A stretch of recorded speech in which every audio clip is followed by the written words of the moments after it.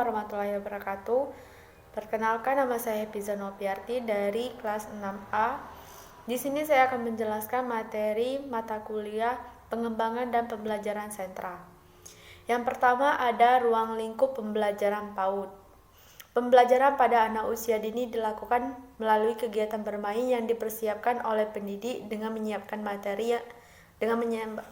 materi atau konten dan proses belajar. Materi belajar bagi anak usia dini dibagi menjadi dua kelompok, yaitu dua kelompok usia yaitu sebagai berikut. 1. Materi usia lahir sampai 3 tahun. Pengembangan materi pembelajaran usia lahir sampai 3 tahun meliputi 1. Pengenalan diri sendiri, 2. Pengenalan perasaan atau perkembangan emosi, 3. Pengenalan tentang orang lain atau perkembangan sosial, 4. Pengenalan berbagai gerak atau perkembangan fisik, 5. Mengembangkan komunikasi atau perkembangan bahasa, 6. Keterampilan berpikir atau perkembangan kognitif. 2. Materi untuk anak usia 3 tahun ke atas. Pengembangan materi untuk anak usia 3 tahun ke atas meliputi A. Keaksaan mencangkup peningkatan kosakata dan bahasa, kesadaran fonologi, wawasan, pengetahuan, percakapan, memahami buku-buku dan teks lainnya.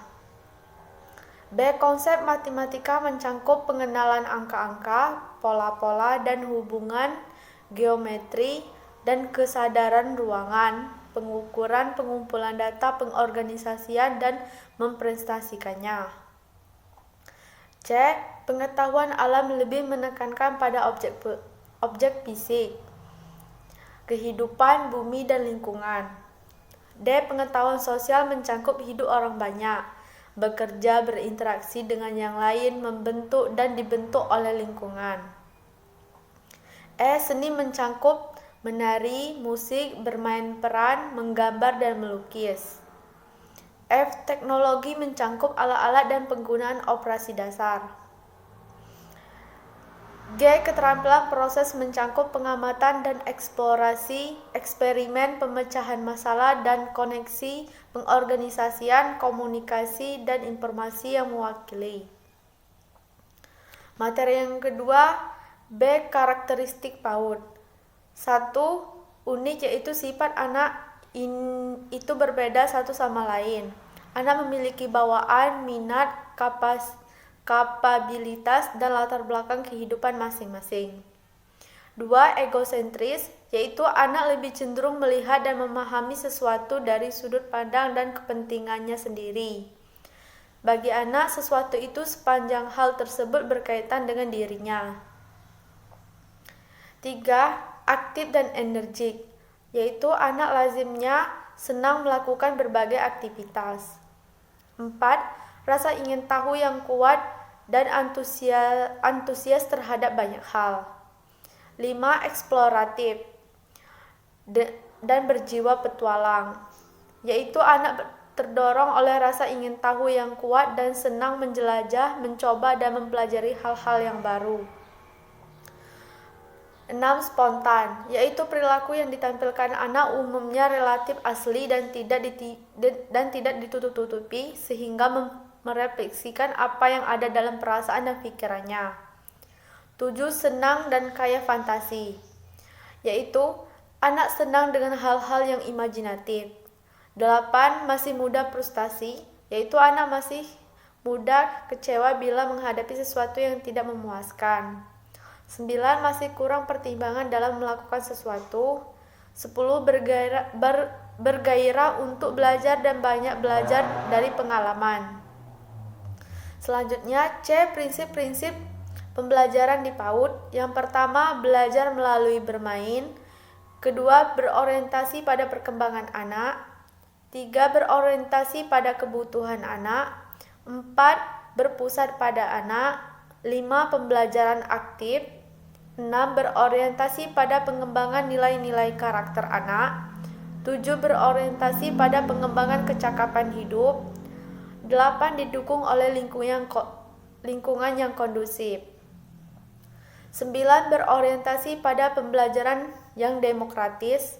10. Pemanfaatan media belajar, sumber belajar, dan narasumber penggunaan.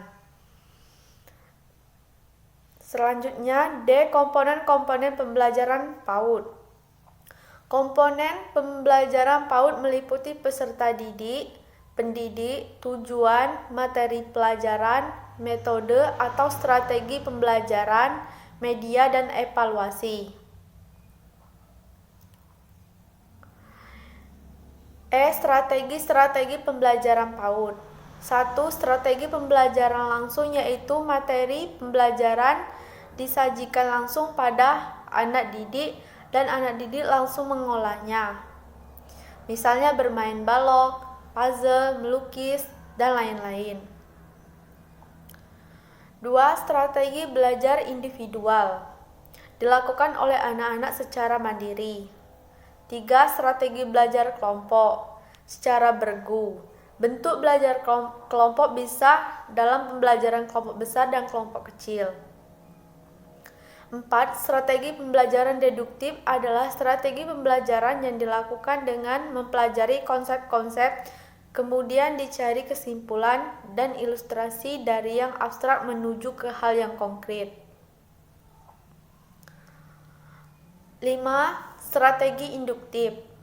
Bahan yang dipelajari dimulai dari hal-hal yang konkret, kemudian secara perlahan anak dididik dihadapkan pada materi yang cukup rumit. Strategi ini dinamakan strategi pembelajaran dari khusus ke umum. Selanjutnya, pembelajaran sentra. Model pembelajaran sentra adalah pendekatan pembelajaran yang dalam proses pembelajaran dilakukan di dalam lingkaran atau critical time dan sentra bermain. Macam-macam pembelajaran sentra pada pendidikan anak usia dini. 1. Sentra balok. Sentra balok memfasilitasi anak bermain tentang konsep bentuk, ukuran, keterkaitan bentuk, keterampilan, ketelitian, bahasa, dan kreativitas. Bermain balok selalu dikaitkan dengan permainan peran mikro dan bangunan yang dibangun anak digunakan untuk bermain peran. Sentra main peran kecil atau mikro. Main peran kecil mengembangkan kemampuan berpikir abstrak, kemampuan berbahasa, sosial emosional, menyambungkan pengetahuan yang sudah dimiliki dengan pengetahuan baru yang menggunakan alat main peran berukuran kecil. 3. Sentra main peran besar atau makro. Sentra main peran besar atau makro ini mengembangkan kemampuan mengenal lingkungan sosial, mengembangkan kemampuan bahasa, kematangan emosi dengan menggunakan alat main yang berukuran besar sesuai dengan ukuran sebenarnya. 4. Sentra impact. Sentra impact mengenalkan kehidupan beragama dengan keterampilan yang terkait dengan agama yang dianut anak. Sentra impact untuk satuan PAUD umumnya mengenalkan atribut berbagai agama, sikap menghormati agama. 5. Sentra seni. Sentra seni dapat dibagi dalam seni musik, seni tari, seni kriya, atau seni pahat. Penentuan sentra seni yang dikembangkan tergantung pada kemampuan satuan PAUD. 6. Sentra persiapan. Sentra persiapan lebih menekankan pengenalan keaksaraan awal pada anak. Penggunaan buku, alat tulis dapat dilakukan di semua sentra, tetapi di sentra persiapan lebih diperkaya jenis kegiatan bermainnya. Pada kelompok anak paling besar yang segera masuk sekolah dasar, frekuensi main di sentra persiapan lebih banyak. Kegiatan persiapan dapat juga diperkuat dalam jurnal siang. 7. Sentra bahan alam. Sentra bahan alam kental dengan pengetahuan sains dan matematika dan seni. Sentra bahan alam diisi dengan berbagai bahan mainan yang berasal dari alam seperti air, pasir, bebatuan, dan daun-daun. Di sentra bahan alam, anak memiliki kesempatan menggunakan bahan main dengan berbagai cara sesuai pikiran dan gagasan masing-masing dengan hasil yang berbeda. 8. Sentra memasak. Sentra memasak kaya dengan pengalaman unik bagi anak mengenal berbagai bahan makanan dan proses sains yang menyenangkan. Di sentra memasak, anak belajar konsep matematika, sains, alam, dan sosial, sehingga menunjang perkembangan kognitif, sosial emosional, bahasa, motorik, dan juga seni, serta nilai agamanya.